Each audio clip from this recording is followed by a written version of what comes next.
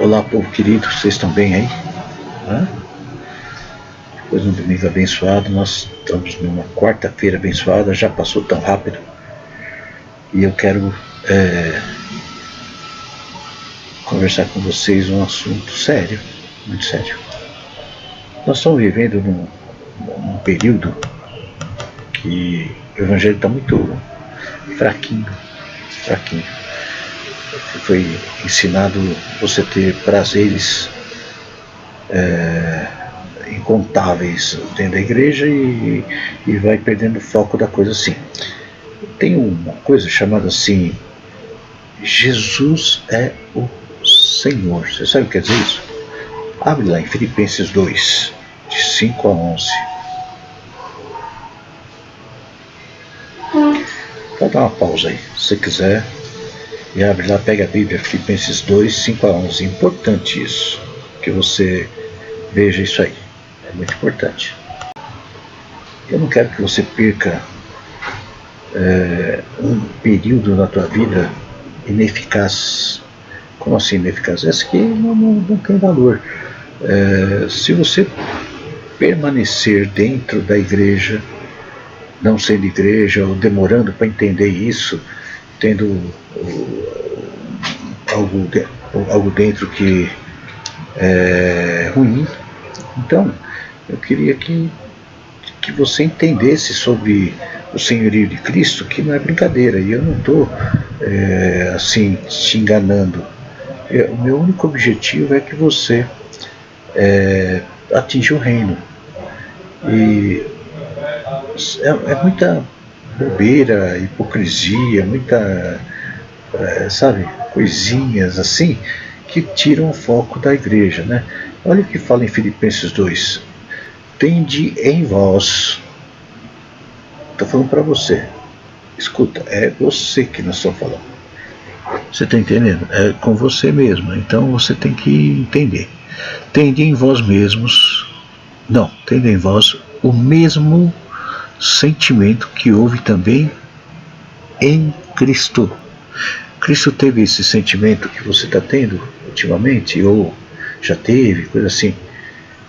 Vou ver de novo. Tende em vós o mesmo, não é parecido, não é igual, sentimento que houve também em Cristo Jesus.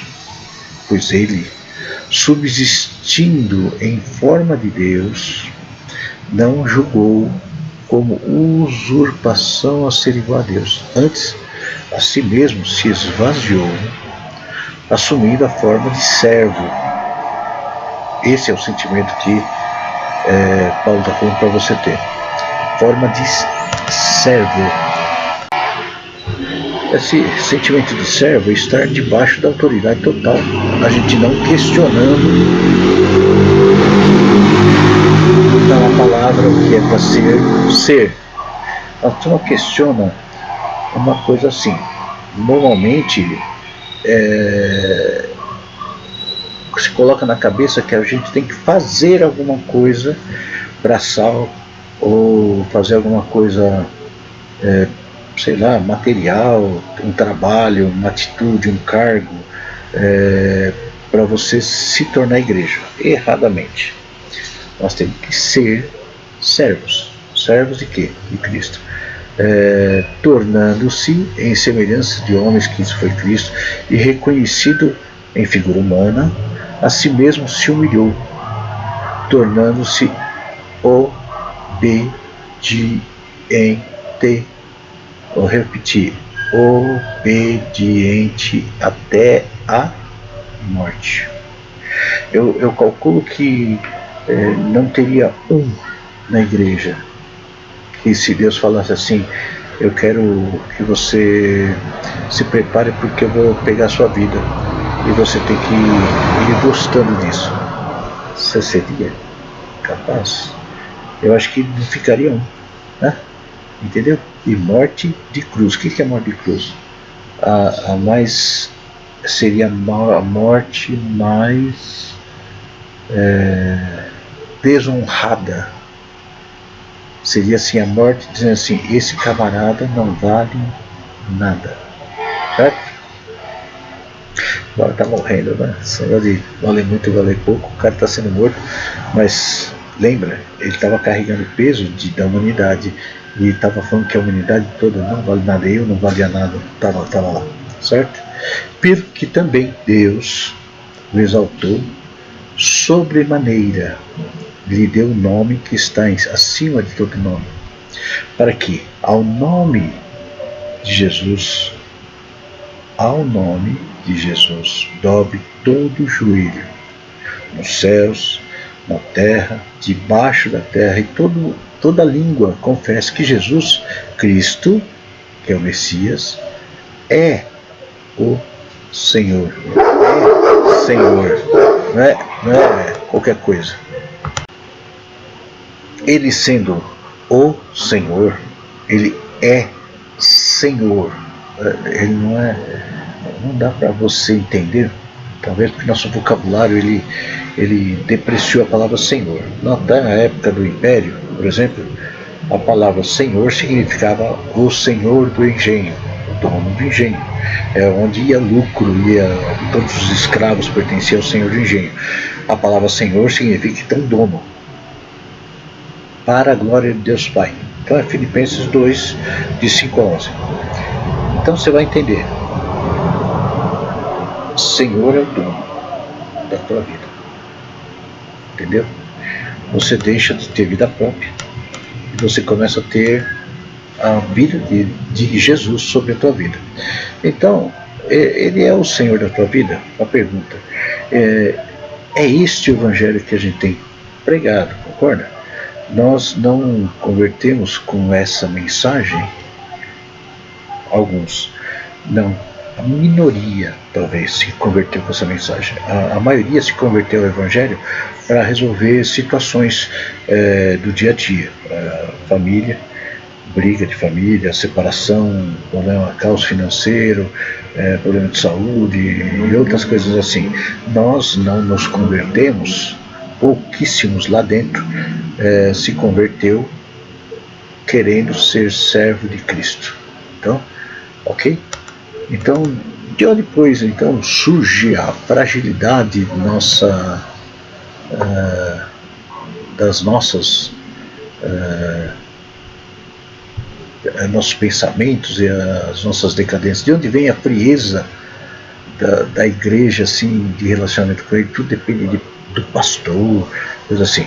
Nós temos acreditado em muitas verdades sobre Jesus Cristo, e ele morreu por culpa tua, não foi por culpa dos outros, culpa tua somente.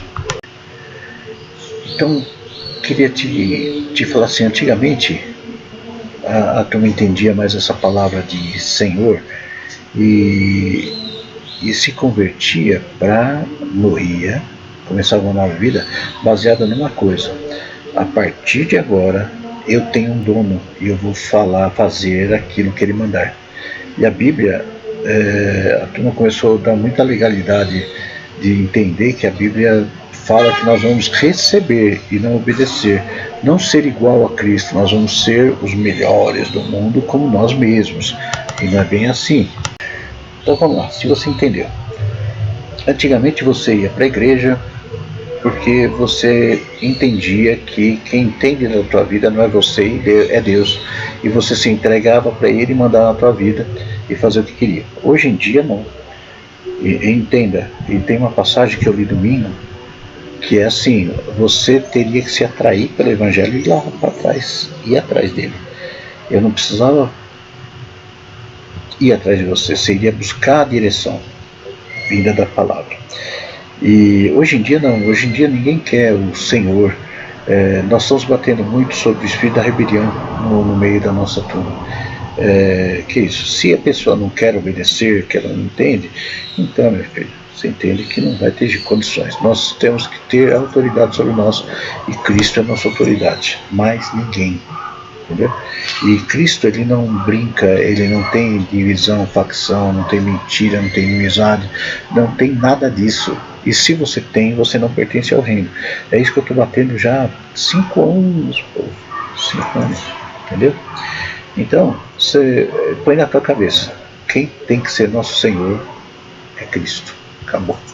Você tem que aceitar Ele como teu salvador. Ele te salva.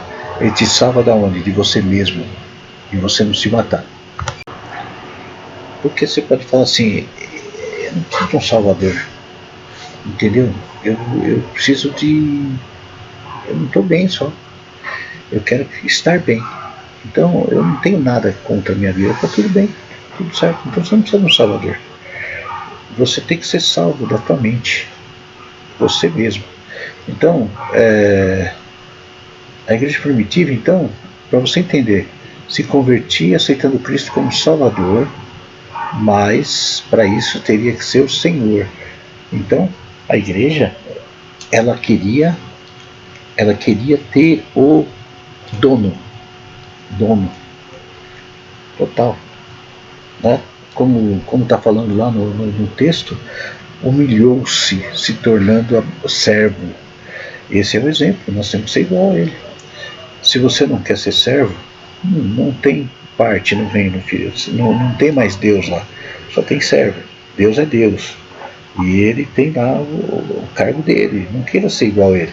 Então quando você não aceita ser servo, você está fora do reino, porque não tem lugar para Deus. Você entendeu? Quando você não é servo, você é o Senhor. Não sei se você me entende. Quando você não aceita ser servo, você é o quê? Senhor. Mas lá não tem lugar para Senhor. Tem para servo. Então os primitivos convertidos, eles eram submissos, servos. E aí a servidão começou a se tornar em obras. Por exemplo, eu tenho um cargo de diácono, eu tenho um cargo disso, daquilo, sou evangelista, toco no louvor. Isso aí era o cargo. Não serve. Segundo a palavra, não tem nada a ver isso aí. Além de servo, você tem que estar na obra, e maldito aquele que faz a obra relaxadamente. Não é para quem está no púlpito, não, é para todo mundo. Fazer a obra não quer dizer sair pregando. Isso aí tem quem faça, tudo bem, você pode fazer. É necessário que você faça. Mas você pode trabalhar de outra forma, né? E já que você tem o dom, então vai e prega do jeito correto, né? Porque tem pessoa que não tem chamado, não tem dom, mas quer fazer. E você vê um monte de igreja aí, tudo atrapalhada por causa disso. Tem que ter o chamado, né, de Deus, não a vontade humana, porque isso acontece de uma forma diferente. Nós temos que ter o chamado de Deus, o dom vindo de Deus, proveniente de Deus. E a gente, uma coisa assim, se você tem chamado, é automático que até no boteco você vai falar de Cristo, até no depósito de material de construção você vai falar de Cristo, sem querer, acontece, você verte Cristo, né? Mas não tenho, tudo bem, tem os chamados que você vai ver lá. Então nas pregações nós enfatizamos que Cristo é Salvador, Salvador, Salvador. Tá certo, tudo bem. Porém não é esse título que os apóstolos anunciavam lá a Jesus Cristo. Em todas as pregações de epístola lá do Paulo, né, ele fala somente 3 vezes de Cristo como Salvador. Em algumas ocasiões em que aparece o termo Salvador, este se refere a Deus, Pai. No entanto, usa a palavra Kyrios, quer dizer Senhor, dono. Não é um cargo Senhor como um respeito. Não. Senhor quer dizer proprietário. Ele é dele. Você pertence a ele. Enquanto você não aceitar isso totalmente, você não pertence a ele, não é do corpo dele. É bem rigoroso isso, tá? É complicado. Você não adianta tentar se enrolar. É assim e acabou. Não? Proporção gigantesca, né? Nós apresentamos Cristo lá 300 vezes como a si mesmo se humilhou. Então, se a gente examina, né, a primeira passagem, tende em vós, você leu? Filho, 2 lá, tá, 5 a 11. Tende em vós o mesmo sentimento que há em Cristo. O mesmo sentimento que houve em Cristo Jesus. Em seguida começa a descrever o sentir de Jesus, o qual, embora Deus, não considerou que o ser igual a Deus, mas ele era em mente e em espírito igual a Deus. Era algo que devia se apegar, né? Você não acha, não? Tem uma passagem que legal que fala obreiro aprovado, né? Tiago 1,12, se me engano, né? Quando o candidato a um concurso público, por exemplo, um vestibular, está determinado a ser aprovado, o que ele faz? Relaxa, vai curtir a vida, pensa nisso depois? Não, claro que não, né, meu filho? Antes ele irá se aplicar, se preparar, realizar todos os sacrifícios necessários para alcançar o seu objetivo, não importando o que terá que abrir a mão. Isso é muito importante para você ver. Quando uma pessoa quer fazer medicina, por exemplo, são muitos anos de curso, são 5 anos básicos, aí começa a parte medicinal. Tem um aninho lá de básico, é um enfermeiro graduado. Aí que vai começar o curso dele, certo? Aí que vai começar o concurso. Mas quando ele entra, alguns não, mas a grande parte de pessoa bem dirigida pelos seus pais, pela sua vida, ele sabe que ele vai entregar a vida. Um médico, para começar a ser bom, ele estuda 22 anos, ou 21, dependendo da especialidade dele. Ele pode sair um clínico geral e tal, mas ele não vai ter muito reconhecimento não, no início. Mas ele vai fazer um curso de especialização até 20 anos de estudo, não é 5, é 20. E ele sabe disso, sabe, ele abriu mão. Os pais abrem mão de muita coisa para sustentar um filho. É muito dinheiro, um curso caríssimo, para depois ele se tornar um médico. Complicado? É preciso entender que os padrões de Deus são altíssimos e se verdadeiramente quisermos alcançar a aprovação divina, não podemos comparar nossas próprias atitudes ao baixo padrão desse mundo, mas sim em relação à palavra de Deus. Então, pode ser que eu não consegui passar para a tua cabeça que eu não me importo com nada não, filho. Eu importo com a minha vida com Cristo. Então vamos lá. Vamos lá que você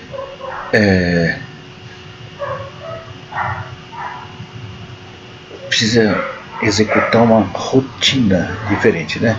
Até porque se a gente compara a rotina de algumas pessoas religiosas que são honestas, tal, cônjuges fiéis e não possuem vícios, com a rotina de pessoas que vivem, isso é altamente óbvio que as primeiras parecerão santas e dignas de entrar no céu. Acontece que nem o mais santo ou certinho entre os homens é capaz de alcançar, por seus próprios méritos, o direito à salvação. E a turma me condenou muito, que eu estava falando que você tem que ser santo e tal, que não era por nossos méritos. Lógico que não. Não é porque você é bonzinho, você tem que ser perfeito. É pior um pouco.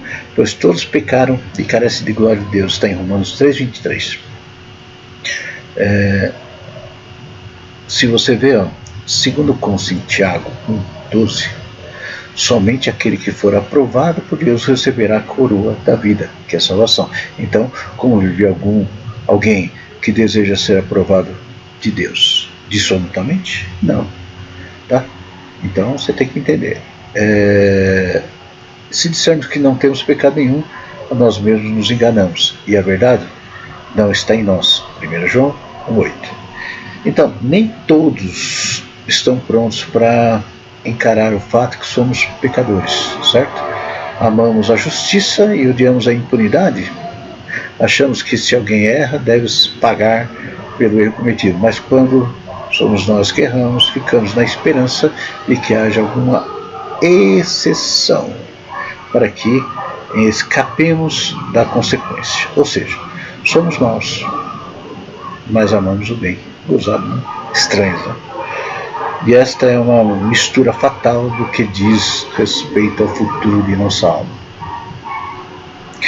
É muito complicado esse negócio de julgamento, porque eu já tomei uma posição de não esquentar muito a cabeça com ninguém, porque eu preciso puxar o mundo. Tipo assim, eu preciso estar na frente. e conversando do Evangelho, mas eu não posso agarrar ninguém e puxar com toda a minha vontade. Então a única esperança de salvação para cada um de nós é estar no Senhor Jesus Cristo como servo, né? Não tem outro jeito. Então se atenta aqui para esse versículo, está em Romanos 8:1. Agora, pois, já nenhuma condenação há para aqueles que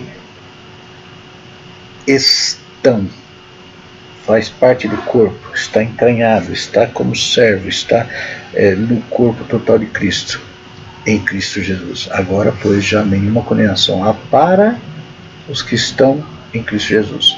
Analisa bem a tua vida. Só é possível alcançar a aprovação de Deus através do Senhor Jesus Cristo. Que é isso? Como assim através? Através da vida dele. Que estava conversando com uma pessoa e ele tocou no assunto. Toda vez que eu vou abrir a boca para alguma coisa, eu falo assim: o que Jesus faria? Você está assim nesse ponto? Justamente quando você vai viver em função dele e para ele, não se importando com a tua vontade, mas a vontade dele, é quando buscamos saber qual é a sua vontade para a nossa vida. Então fazemos dos seus objetivos o nosso objetivo. Eu estou cansado de muita gente chega assim para mim e fala assim: pastor, eu senti no meu coração de comprar um carro, senti no meu coração de fazer tal coisa e Deus não colocou empecilho. Deus não vai colocar nunca, meu filho. Se você sentir no coração, é consciência da carne, vai fazer, tem resultado.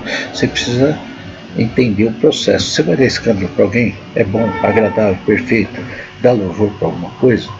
Você tem condições? Você pode, vai ser para bênção ou para maldição? Você vai comprar o carro certo ou o carro errado, né? A gente orienta algumas pessoas, elas não ouvem e depois ficou o carro parado na garagem, porque não consegue consertar, não consegue pagar documento, não consegue pagar IPVA e está lá guardadinho. Era para ele comprar? Não. Então, o negócio é, graças a Deus, nossa igreja está próspera. Então não tem mais ninguém pendurado no dinheiro, certo? Pendurado que eu falo assim, problemático na grana. Está se virando, está dando tudo certinho. Nós temos que ver assim, o que você precisa se libertar da falta de servidão, vamos dizer assim. Você tem que ser igual a Cristo. Qual é a vontade? Como é que você vai saber qual é a vontade de Cristo se só a tua vontade impera? Você acha que você está certo, né? Se você pôs uma ideia na cabeça, você vai naquela lá e acabou, né? Eu não me dou o direito de ficar caladinho um tempo aí, porque eu estou esperando estou querendo uma coisa nova com Deus, então estou fazendo tal coisa. Você começou com o teu pastor, oraram junto, você teve um discernimento? Como que está você com Deus para ter discernimento? Eu fico orando 24 horas por dia. E daí?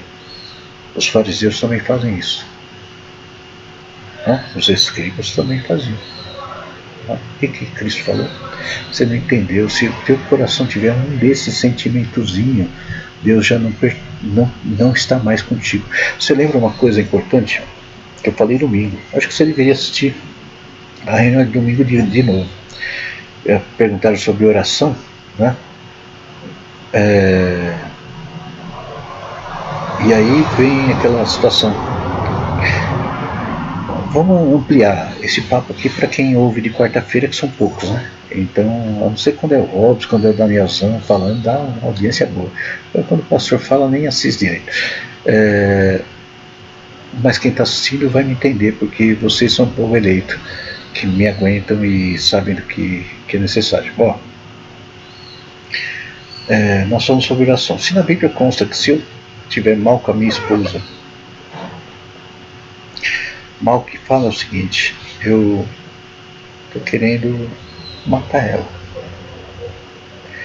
minha oração não é ouvida. É bem a dela, certo? Se ela estiver pensando em alguma coisa. Se você tiver alguma inimizade, olha, vamos traduzir: inimizade, rancor, ódio, rebelião, facção e um monte de bobeirinha que acontece direto na igreja. você não pertence ao reino. Está escrito, os tais não herdarão o reino. Então não pertence ao reino. Deus vai escutar a tua oração? Eu perguntei isso aí, né? Aí a Cleo é uma pessoa que analisa muito a palavra, sabe? Eu gosto dela. E ela perguntou assim, pastor, mas e um ímpio aí que ora a Deus pedindo alguma coisa, alguma solução? O que acontece? Eu falei assim, Cleo, é mais fácil Deus escutar esse que não conhece a palavra e ele está com uma sinceridade absoluta. Ele não sabe. E aí ele tem uma pureza de coração e Deus se interessa por ele e vai atender às vezes a oração dele mesmo sem direção, né? Mas a justiça de Deus eu não entendo, não é minha. Eu não estou falando que é uma regra, né? Analisando a palavra você vai perceber isso aí. Que adianta uma pessoa estar dentro da igreja lá com cargo, com isso, com aquilo, e está orando assim, com o coração cheio de rancor? O pastor não aprovou que eu mudasse de curso, sei lá, qualquer bobeira assim.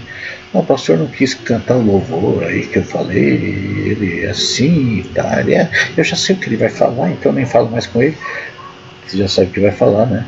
Senão que já sabe que tem o erro. Mas ele tem algum rancorzinho do filho, da filha, do Zé, do João, e ele dentro da igreja fica orando para que Deus faça alguma coisa XYZ, algo ridículo, que não é assim.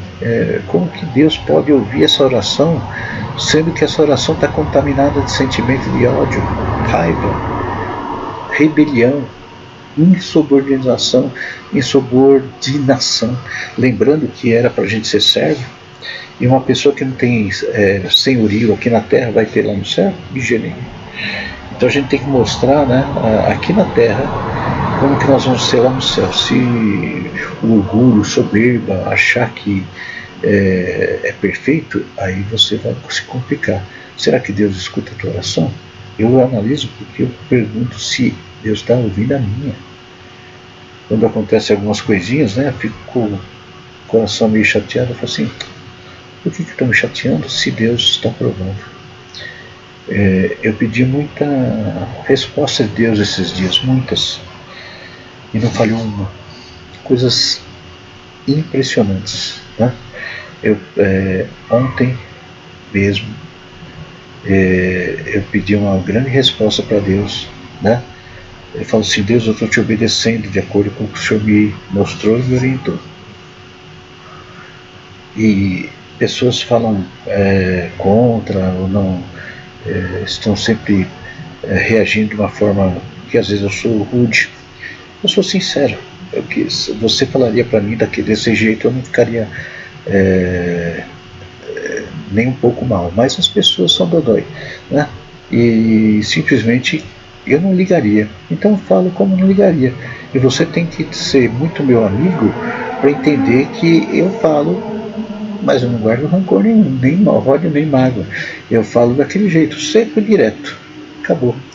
Pastor, não. Por que não? Porque não pode, não deve. Por que não? Estou te falando que não. Pelo histórico, não dá. Pela experiência, não dá. Por direção de Deus, não dá. Você não aceita, não posso fazer nada. Só que as consequências, aí você arca ou eu arco. Se eu falar, Deus vai fazer porque eu falei e você está sob minha servidão. E aí sabe o que acontece? Eu vou ter que responder se eu te ensinei errado, te fiz sofrer por causa disso, ou te livrei de um pepino futuro, né? Eu sei que já livrei muitas pessoas dos pepinos futuros, que a pessoa nem imagina o que ia acontecer com ela. Tentei livrar uns dias atrás, não teve jeito. Tomaram uma decisão que eu sei que vai ter problema, mas eu não posso falar nada. A gente, assim, quando tem servidão, eu sou responsável por eles, espiritualmente e aqui na terra também. Eu vou dar conta, e eu levo isso muito sério. Eu não quero ter assim orgulho, o pastor falou, então, aqui que lembra que eu falei domingo? Ai, Corazim, é isso. Jesus estava com piedade extrema quando eu falo assim, não, você vai se lascar, meu filho, faz isso não. Eu não falei assim, você vai se lascar porque eu quero, mas você pode interpretar. E eu só falei assim, não, filho, você vai se lascar, vai acontecer tal coisa, tal coisa. Por quê? Porque Deus mostrou. Eu não confio em você, pastor. Opa, aí já é outro caso. Aí você pode fazer o que você quiser. Aí não é problema meu. O que Deus mostrou para mim, então eu tiro de lado e falo assim, Senhor, eu mostrei, mas ele não quis. Aí eu não posso falar mais nada, certo? E eu faço de tudo para que a minha mente seja limpa, para Deus continuar agindo e me mostrar o que Ele quer da tua vida. Porque você tem um pastor para te guiar, não para encher a igreja, mas para ser perfeito. Você ser perfeito. E é isso que eu quero. Então, entenda. O apóstolo Paulo escreve da prisão. A última carta ao Timóteo, né? E consciente que o tempo da sua partida está próximo. Lá em Timóteo 4, né? Assim, adverte solenemente dos sérios perigos e cuidados que devemos ter no ministério, especialmente nos dias que virão.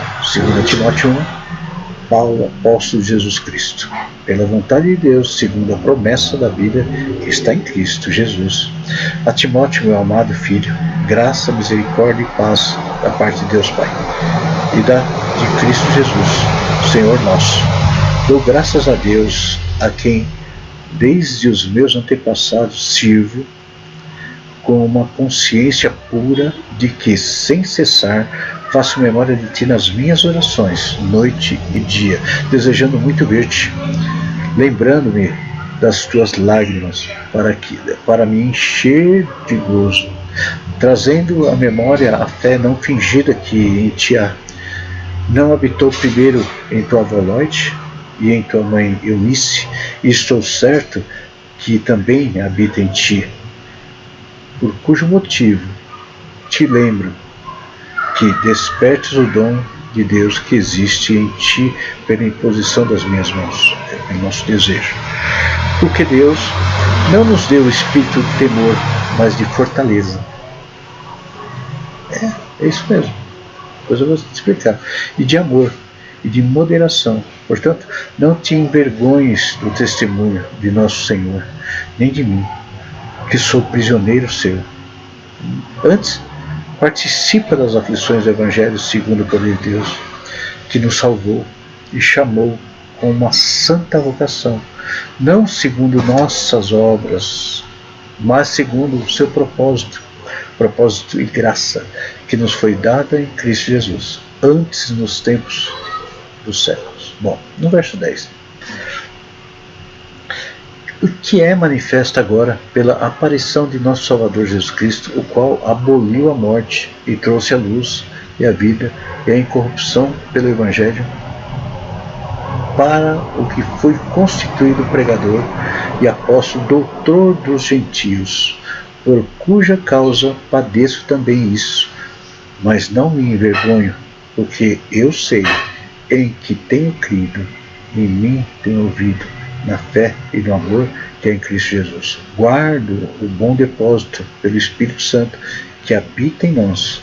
Bem sabeis isso, que os que estão na Ásia, todos se apartaram de mim, entre os quais foram Figelo e Hermógenes.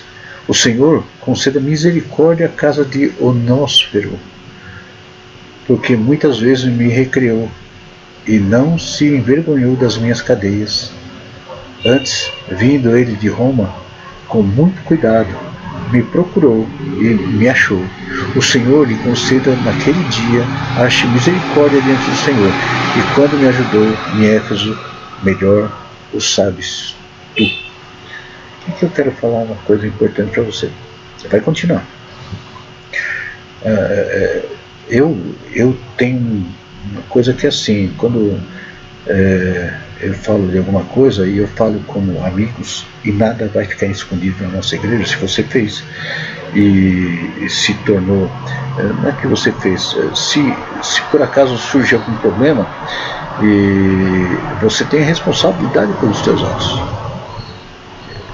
concorda? Nós estamos entre irmãos e amigos, certo? A minha família é a igreja, os meus amigos são a igreja. Então tudo é transparente, né?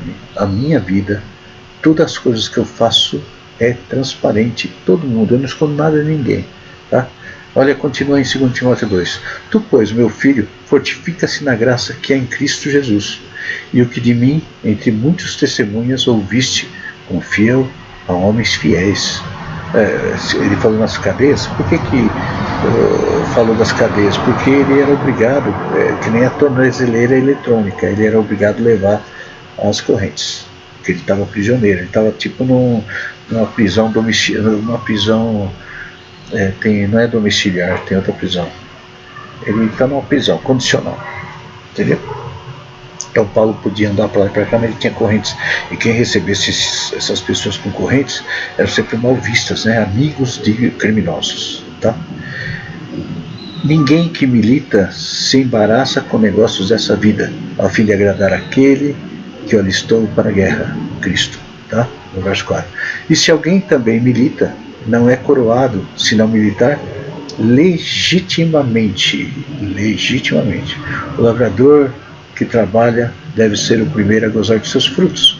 Considera o que digo, porque o Senhor te dará entendimento de tudo. Lembra-te de que Jesus Cristo é da descendência de Davi, ressuscitou dentre os mortos, segundo o meu evangelho. Por isso sofro trabalhos e até prisões, como um malfeitor. Mas a palavra de Deus não está presa. Vamos continuar lendo. Eu queria que você entendesse uma coisa muito importante. Vigia. Eu não estou para brincadeira, porque o meu evangelho é sério, é o de Cristo. Eu não estou preocupado com a tua interpretação. Estou preocupado que você entenda que brincando você não entra no céu. Brincando com sentimentos você fica fora, porque os tais não pertencem ao reino. Não brinca com Gálatas 5 como se fosse, o pastor fala todo dia, já encheu? Não brinca com isso. Você vai perder a tua salvação, filho. Tá entendendo? É tudo, você tem que ser igual, não estou brincando, leia a palavra. Deixa de ser nécio e tarde de entendimento. Tá entendendo? É muito sério o que eu estou falando. Não perca seu tempo tentando o evangelho paralelo. Você vai perder tua salvação. Você tem que ser servo, obediente, igual a Cristo até a morte. Olha para a serpente, igual a Cristo, aqui lá. Olha a visão do homem, que era a serpente, que morreu, ressuscitou incorruptível. Não sei se você me entende. Os homens vão tentar te morder, mas você tem que ficar de olho em Cristo. Um homem que é incorruptível. Você não pode cair. Você não pode ser levado por palavras. Você tem que ser levado pela palavra de Cristo. Está entendendo? Então aquela ilusão assim, o que é? Só ficar olhando? Não, filho, é fazer o que ele manda. Ele nunca te mandou trabalhar muito, pra lá e para cá, fazer isso ali, mandou você ser perfeito, não ligar para isso, não ligar para aquilo, não ligar para aquilo, não ligar para aquilo, viver somente a tua vida perfeita. É isso. Seja forte e firme. O Senhor vai te acompanhar e você vai vencer em nome de Jesus Cristo. Tá bom? Forte. Começou um novo tempo. É tudo ou nada, povo. Você vai junto? Tchau, tchau.